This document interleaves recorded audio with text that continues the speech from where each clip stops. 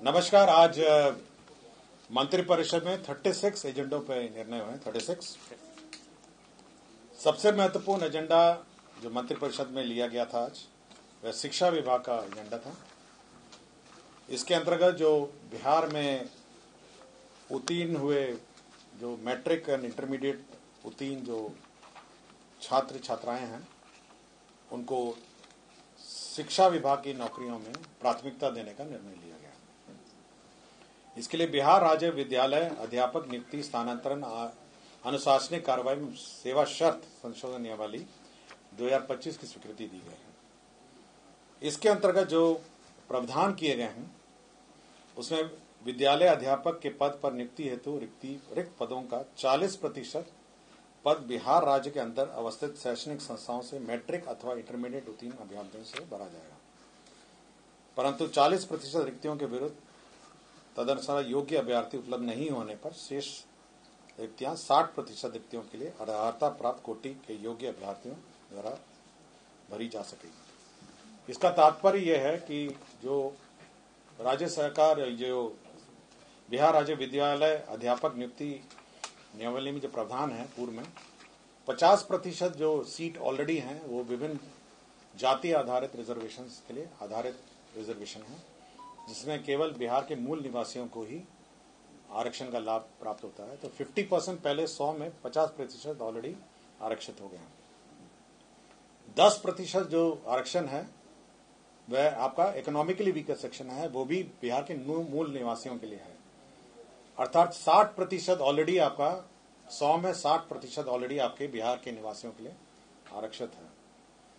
बच गया जो 40% है उसमें 35% जो है महिलाओं के लिए, बिहार की महिलाओं के लिए आरक्षित है। तो 60 पहले हो गया, उसके बाद 35 जो 40 का जो 35% है वह भी ऑलरेडी बिहार के मूल निवासियों के लिए आरक्षित है।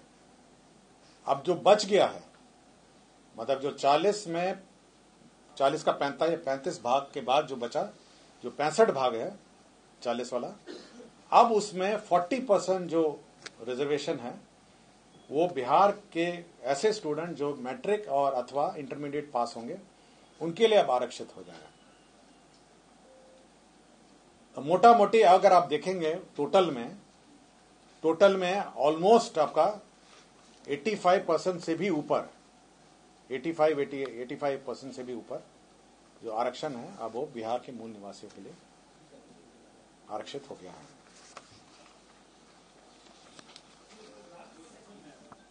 कौन सा? हाँ, कैलकुलेशन आपको समझ में आ गया?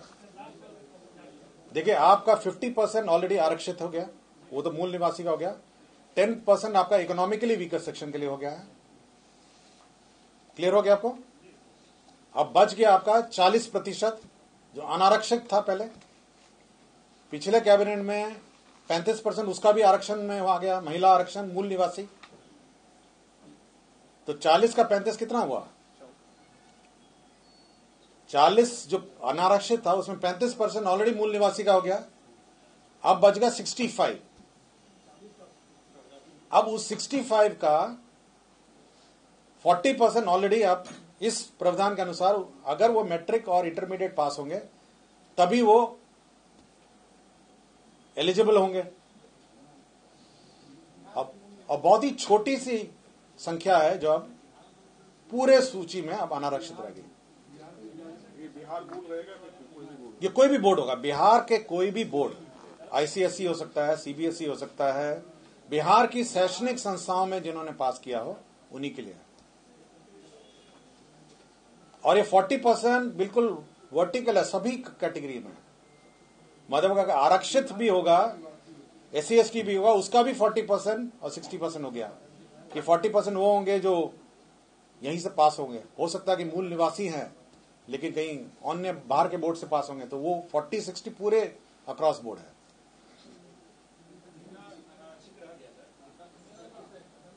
%15 रह गया मोटा मोटी। 40% आपका अनारक्षित हुआ। 40% अनारक्षित में 35% ऑलरेडी महिलाओं का आरक्षण हो गया ना, और वो भी मूल निवासी वाला आरक्षण। बच गया 65। अब उस 65 का 40% आपका आरक्षण हो गया।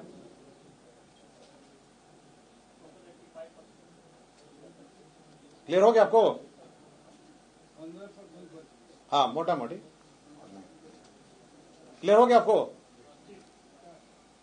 तो मोटा मोटी डोमिसाइल पॉलिसी जो है ओवरऑल लागू हो गई है कि बिहार के मूल निवासियों को ही अब मूल निवासी या फिर जो यहाँ के मैट्रिक और इंटरमीडिएट यहाँ परीक्षा जो पास किए हैं, जो भी 10th एंड 12th उनको मिलेगा। कौन सा? आप मल्टीप्लाई कर लीजिए ना आपको। अगर आप अनारक्षित, आपका 40 था, 40 में 35 हो गया आपका आरक्षण, महिला आरक्षण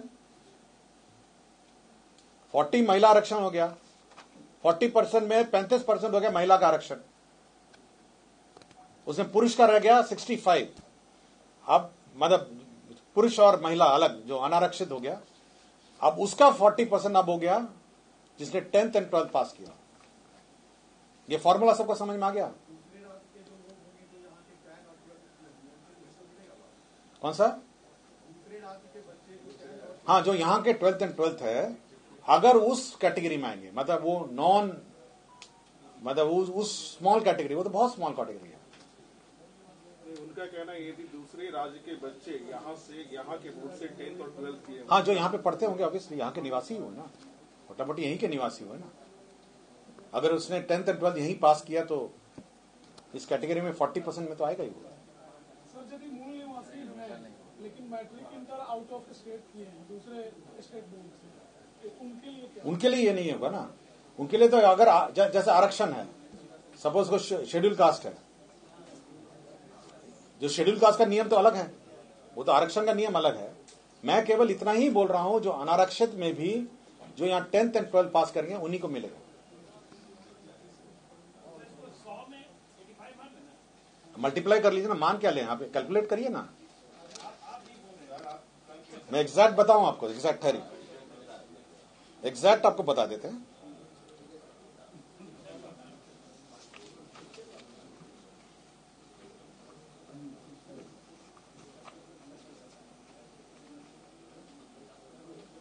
ये टोटली केवल 15.6% होगा जो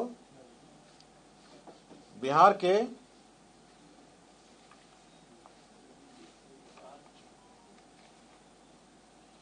मात्र 15.6 अब बाहर के होंगे बस। क्लियर हो गया? अभी तक कितने थे सर? हाँ, अभी तक कितने थे? अभी तक तो दो नियम पास हुआ ना, पिछले बार भी पास हुआ। पहले आपका 60 था, फिर 40% अनारक्षित था, उसमें भी 35% महिला हम लोगों ने कर दिया। उसके बाद जो 65 बचा, उतने ही थे, अब उसको भी घटा दिया गया है। अब केवल 15.6 ऐसे बच गए हैं, और ये दोनों के लिए एलिजिबल है। ये नहीं है कि बिहार के बाहर के, जो बाकी अनारक्षित बच गए 15.6, उसमें सब कंपीट करेंगे, बिहार के निवासी भी कंपीट करेंगे और बिहार के बाहर की भी। मतलब ये नहीं है कि मतलब 15.6 में भी, और मोटा मोटी अगर आप समझ लें कि अगर 10% बाहर के आते होंगे तो 15.6 का भी 10% आप समझ लीजिए, तो 1.5% 2% आपका मतलब बाहर के लोग होंगे और बाकी बिहार के लोग होंगे। मतलब आपका 98%, 95, 98% बिहार के लोग होंगे। क्लियर हो गया आपका? मतलब 15.6 जो है वो टोटल अनारक्षित है। अगर उसमें भी आप 80-10 या 80-20 या 90-10 करेंगे तो मोटा मोटी आपके जो बिहार के जो निवासी हैं उनके लिए मोटा मोटी वो होंगे 98% बिहार के लोग होंगे जो क्वालिफाइड हैं। 2% बाहर का कोई होगा। क्लियर हो गया आपको? स्पष्ट हो गया ना? मतलब 2% होगा। क्लियर हुआ आपको कि अब इसमें कोई डाउट है? मतलब जो टोटल अनारक्षित है वो 15.6 है, जिसमें फिर बिहार के और बाहर के लोग कंपीट करेंगे।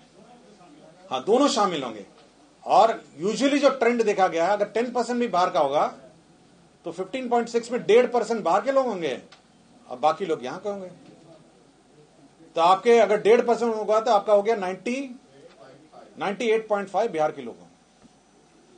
तो ऑलमोस्ट आपका 100% हो गया, 98.5। क्लियर हो गया? तो 98.5 आपके बिहार के निवासी होंगे। क्लियर हो गया आपको?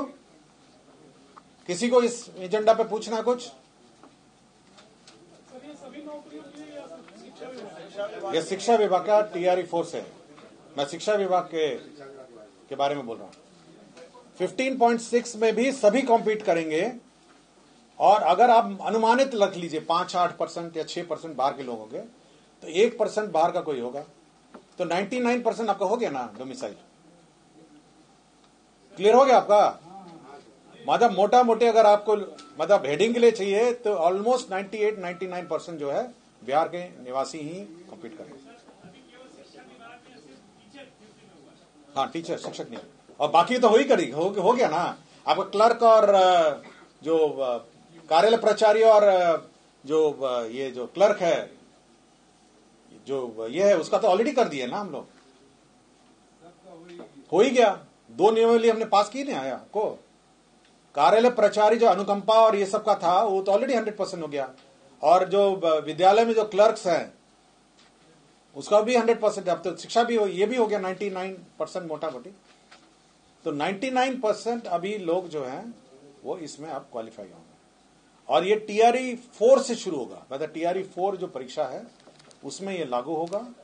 और पूर्व में माननीय मुख्यमंत्री जी ने ऑलरेडी घोषणा की है कि टीआरई 5 अगले साल 2026 में होगा, और 2026 में टीआरई 5 होने के पूर्व एसटीईटी की जो परीक्षा है वो होगी।